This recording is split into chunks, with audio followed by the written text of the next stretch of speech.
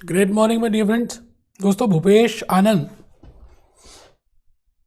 मैं सीए, मैं सीएस, मैं सीएम में आज आपके सामने अपनी होश में मैं सेकंड लास्ट चैप्टर 21 स्टार्ट कर रहा हूं दोस्तों।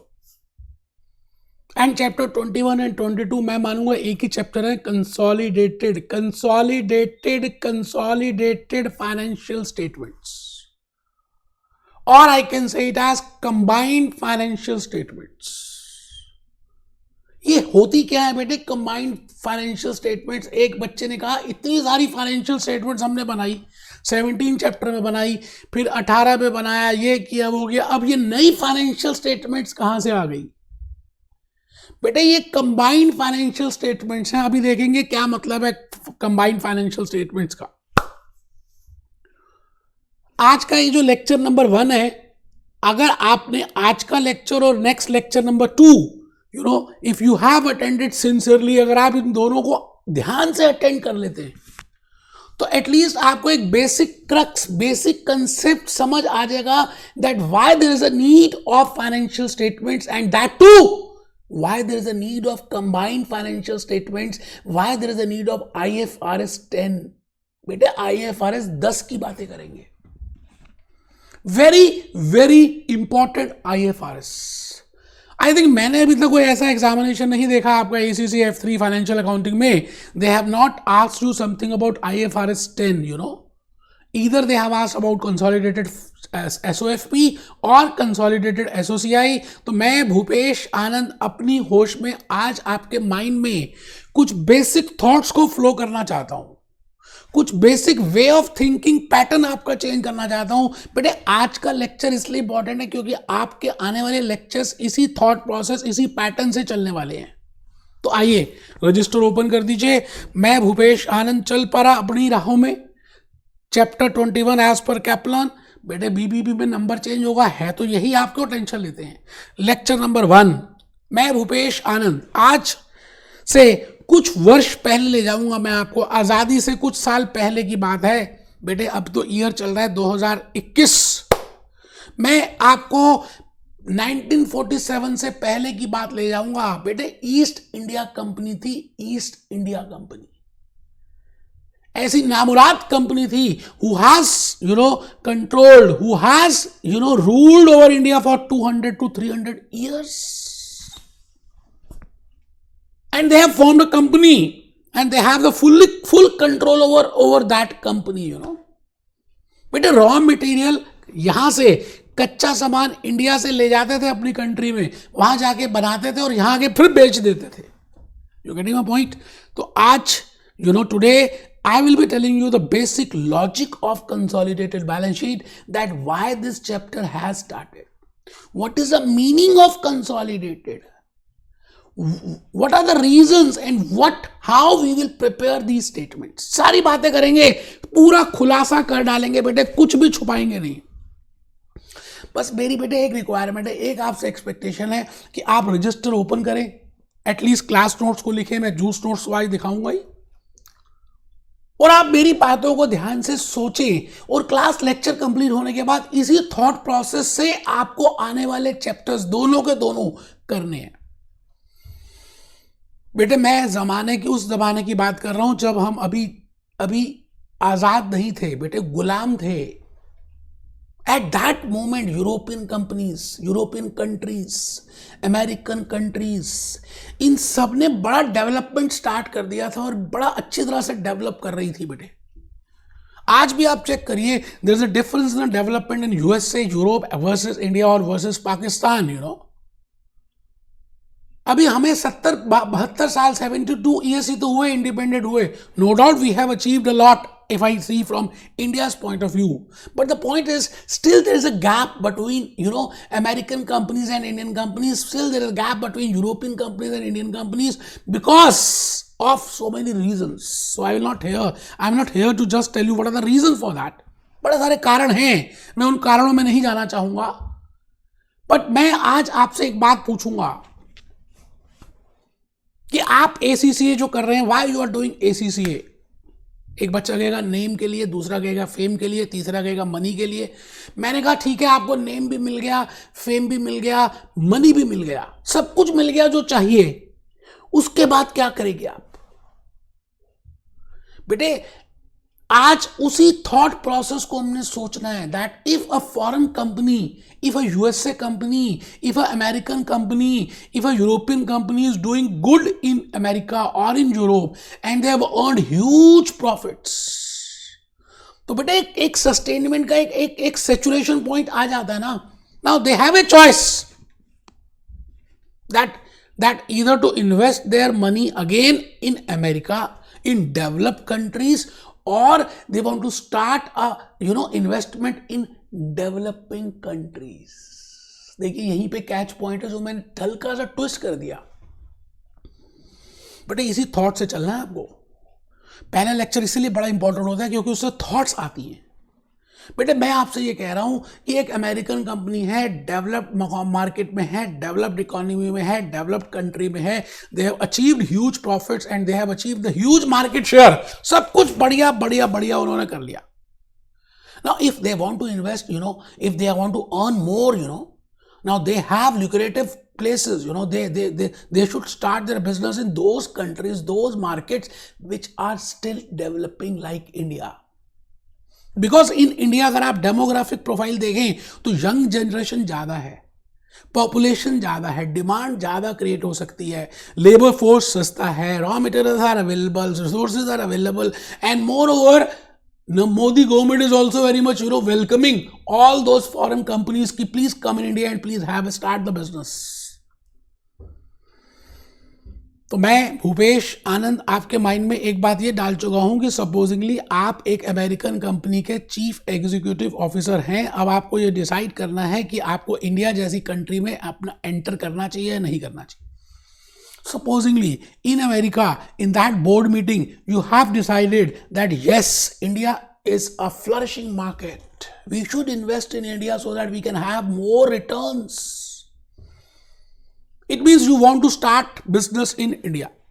तो बेटा बिजनेस स्टार्ट करने के लिए अब क्या करेंगे? Now there are different ways in which an American company can start a business in India. जैसे आपने देखा होगा फॉरेन कोलैबोरेशंस हो जाते हैं, क्वालिटी वॉल्स का फॉरेन कोलैबोरेशन हो गया, मारुति सुजुकी का कोलैबोरेशन हो गया। Either we can start a business as a joint venture और as a collaboration with an Indian company.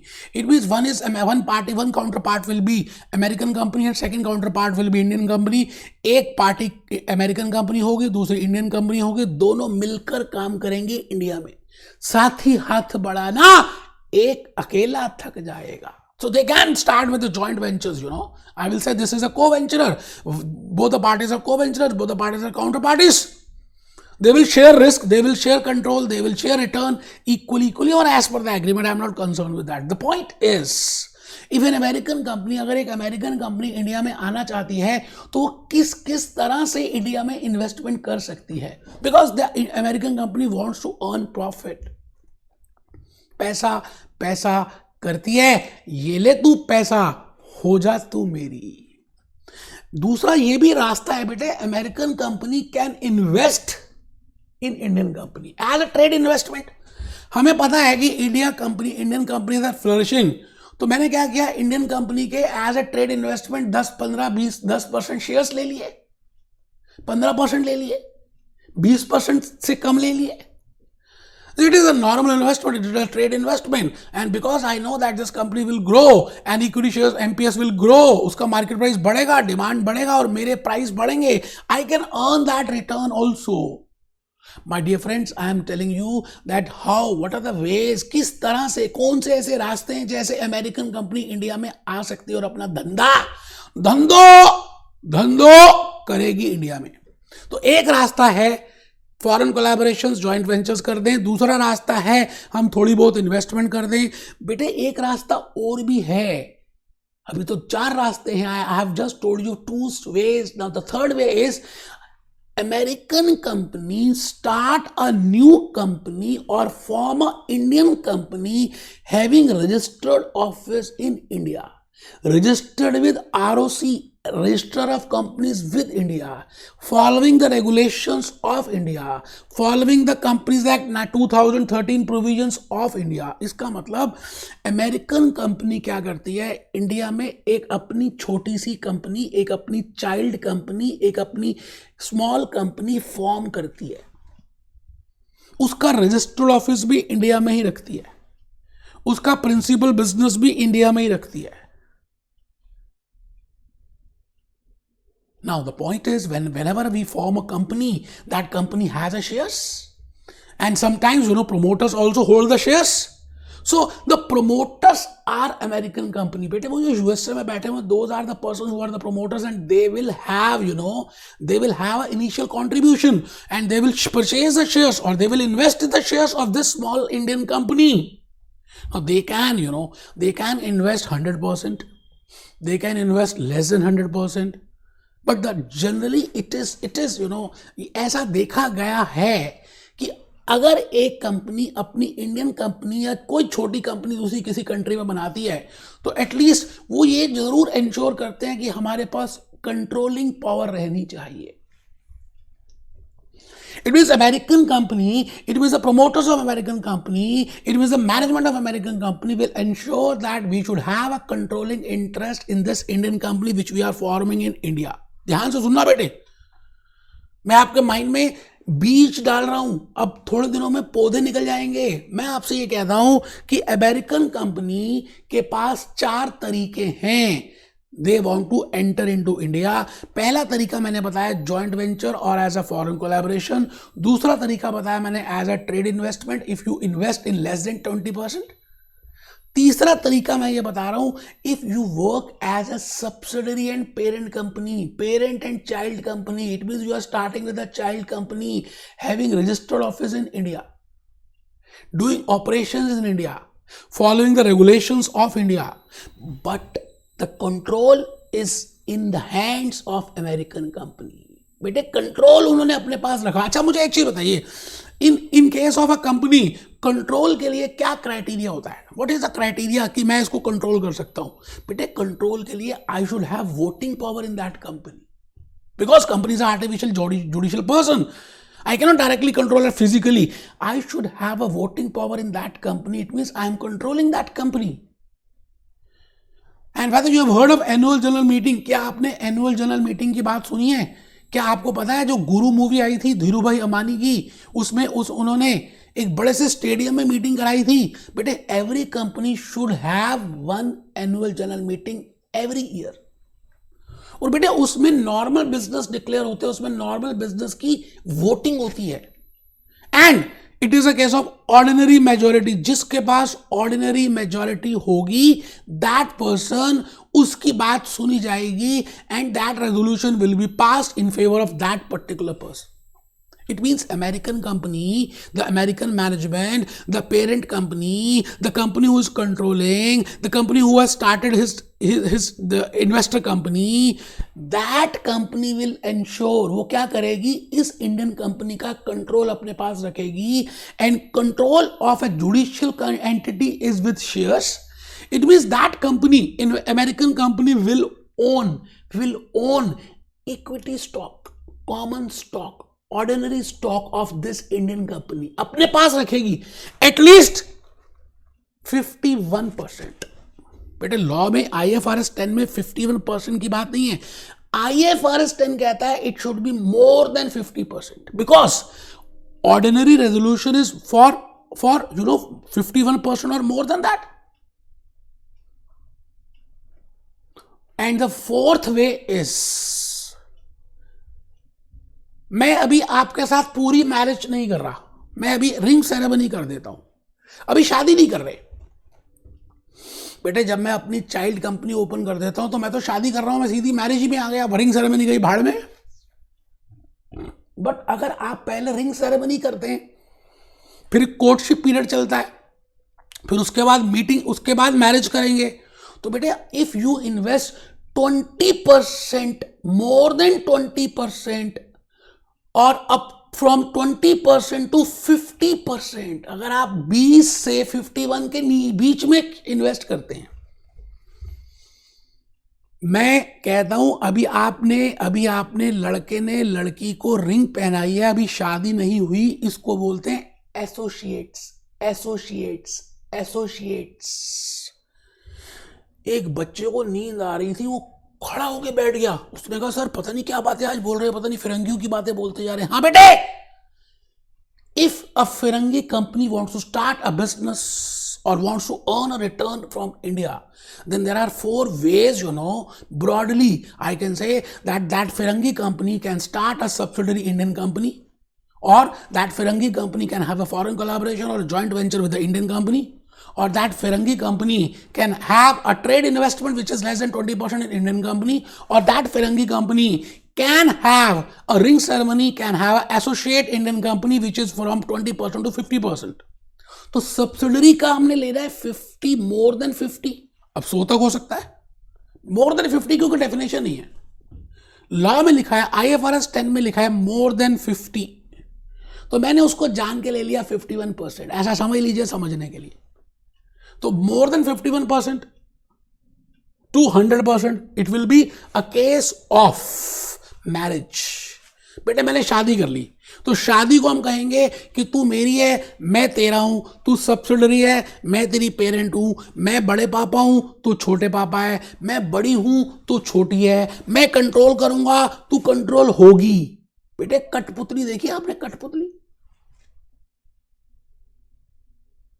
उसमें जो छोटा सा धागा होता है ना, वो कंट्रोल कोई और कर रहा होता है और छोटे बच्चों को दिखता नहीं है। बेटा वो धागे से ना वो कठपुतली ऊपर नीचे कर रहा होता है, वो छोटे बच्चे समझते हैं पता नहीं जादू हो रहा है, लेकिन जब आप बड़े हो जाते हैं ना तो आप वो धागा आराम से माइन्यूटली देखे तो देख सकते हैं, बड़ा पतला सा धागा होता है।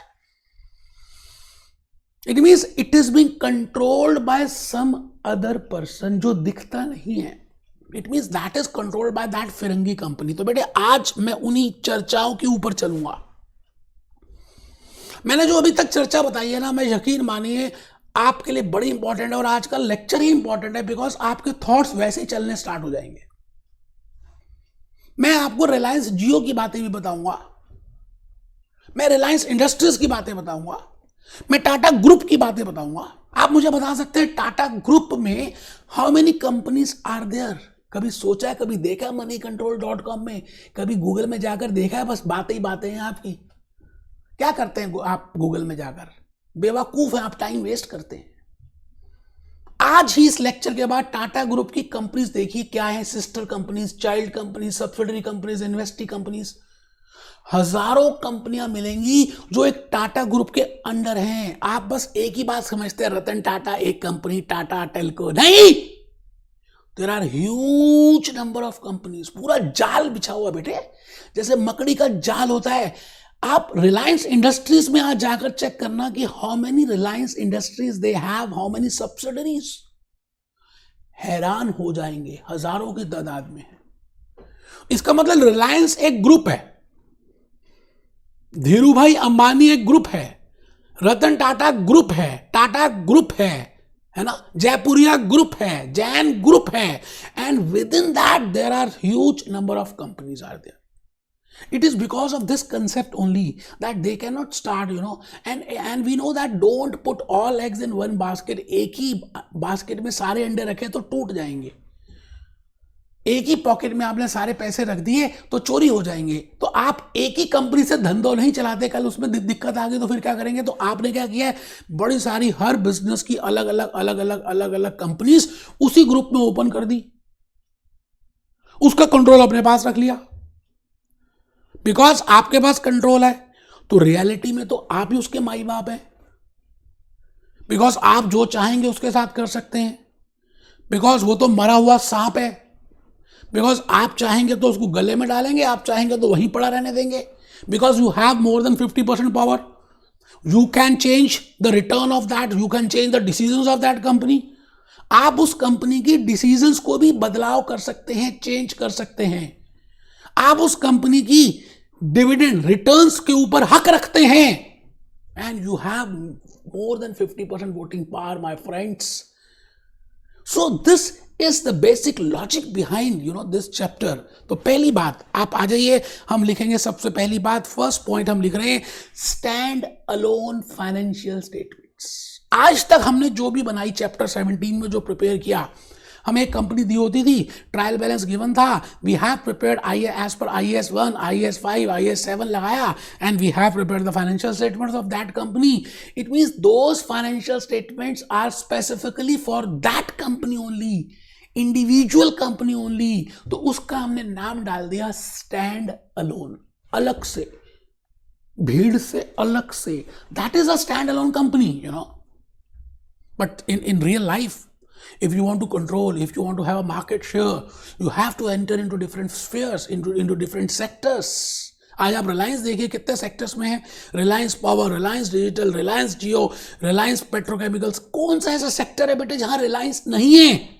But they have entered with a new company, and this is a concept from where they are coming, and that control is with Mukesh Ambani, with Neeta Ambani, और उनके बच्चों के पास है.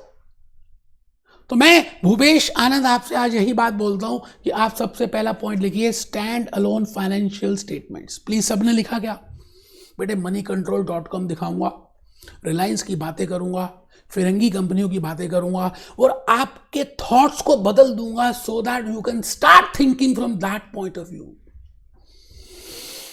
तो स्टैंड अलोन बैलेंस शीट समझ आ गई. Developed countries की बातें मैंने की, USA, Europe, Japanese, they have already developed, so they want to earn the return. तो in that case they have to enter into developing countries like India, and they will start with different ways. There are 4 ways, we have seen that. 4 रास्ते हैं जिससे मैं आ सकता हूं India में.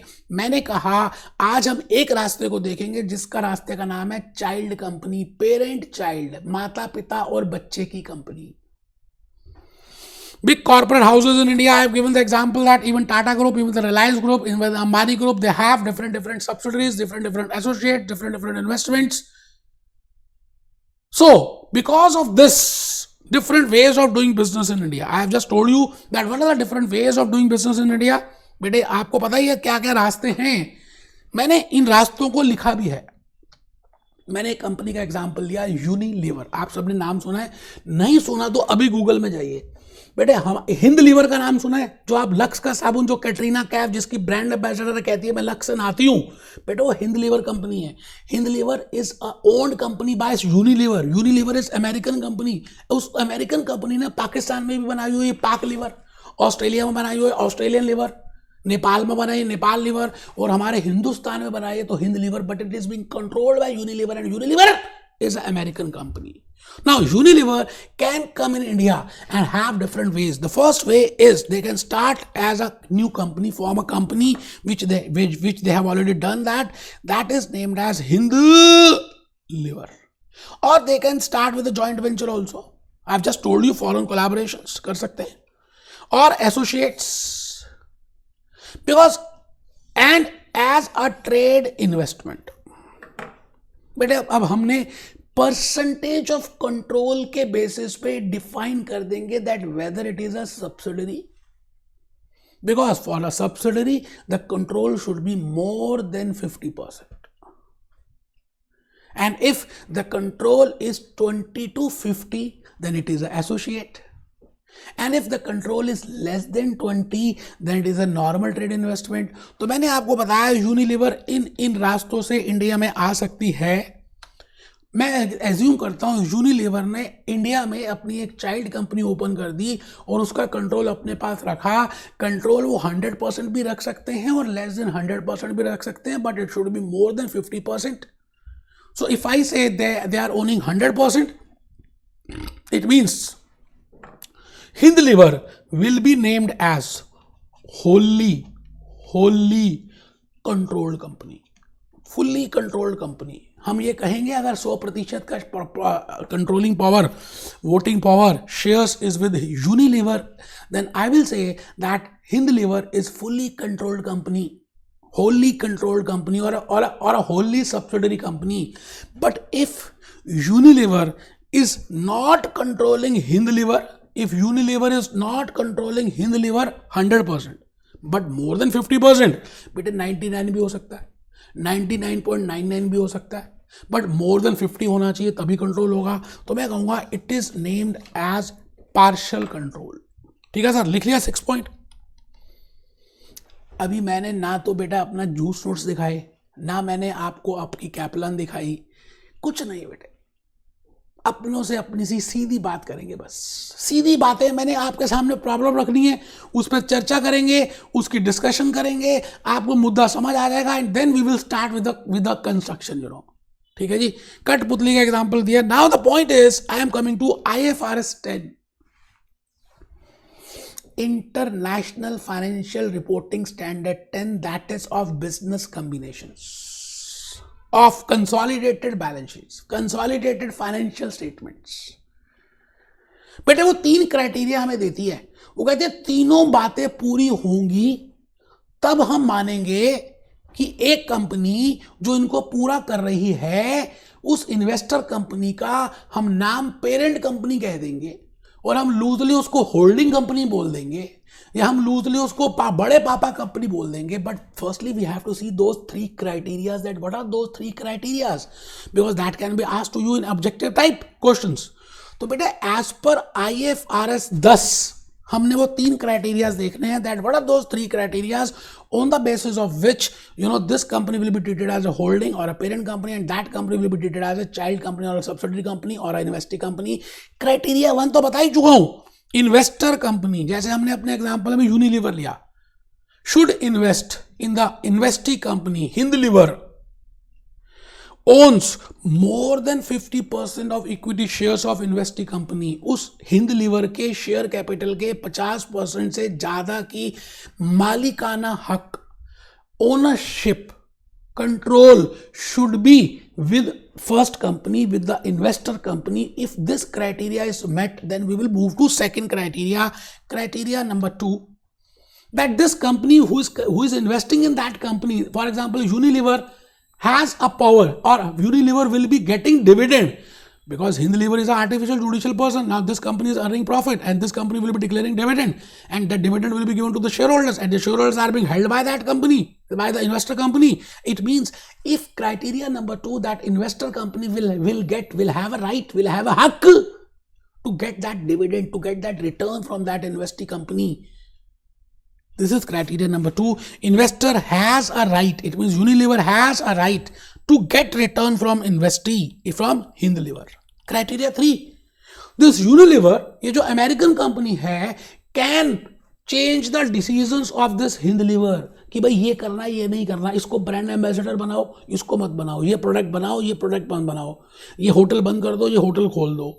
It means Unilever, third criteria is investor must have the ability to use power over the investee, because they have used the word investor and investee, that's why I'm using the word investor and investee। And if all the 3 criteria are being met, I will change the name of investor to parent and change the name of the investee to child company। तो बेटे मैंने criteria 3 भी लिख दिया, Unilever, Hindliver, to affect the return। It means if the investor company has a power, has the right to change the decisions and with the help of that return will be changed, then I will say 3 criteria are being met। पहला और दूसरा और तीसरा, तीनों बातें पूरी होनी चाहिए। आप मेरी बात को समझिए, all the 3 criteria should be fulfilled as per IFRS 10।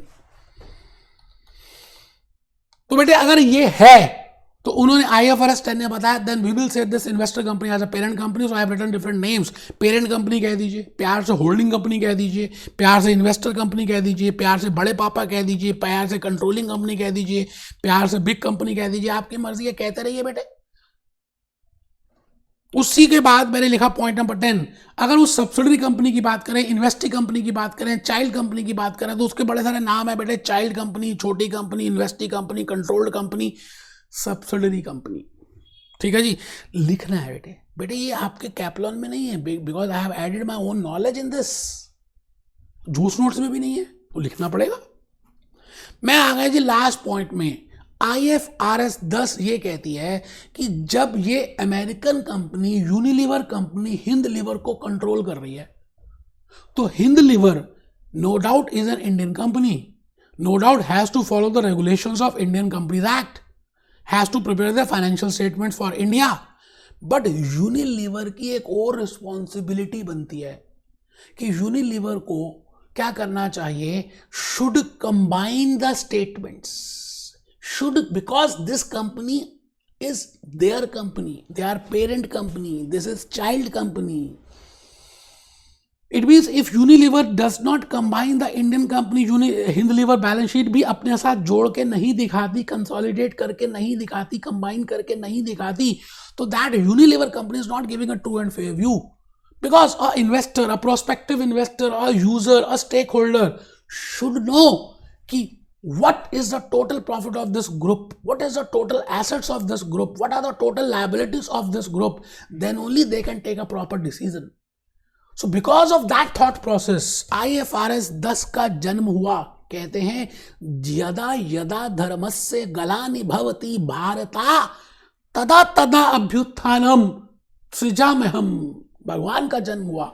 IFRS 10 का जन्म हो गया because of these problems, because of these complications, because we want to show a true and fair view, because we want to give a true view, correct view to the users. तो देखिए जी मैंने क्या लिखा, आप लिख लें. Requirement to prepare consolidated और combined financial statement as per IFRS 10. Why consolidation is must. तो मैंने आपको अभी ये बताया कि प्रैक्टिकली क्या होता है. फिर आपको डेवलपिंग की बात की, इन्वेस्टर की बात की, रिलायंस की बात की, मुकेश अंबानी की बात की, पेरेंट कंपनी की बात की, होल्डिंग कंपनी की बात की, IFRS 10 की बात की, क्राइटेरियाज की बात की.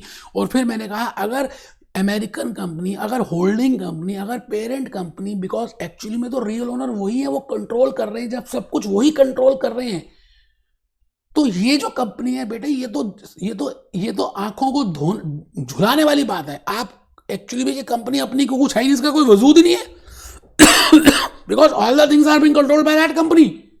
सो that company, holding company, Unilever company, parent company, controlling company, investor company should not prepare just the balance sheet of their own, but rather they should combine the balance sheet of all the child companies and then prepare a consolidated balance sheet and a consolidated profit and loss account. इसलिए बेटे chapter 21 और chapter 22 हमें करने हैं. अब ये कैसे बनाते हैं, लेक्चर 2 का मुद्दा है. थॉट्स आपके माइंड में डाल दिए. मिलते हैं लेक्चर 2 में, मिलते हैं. जूस नोट्स भी देखेंगे, moneycontrol.com देखेंगे और मजे करेंगे, हवन करेंगे.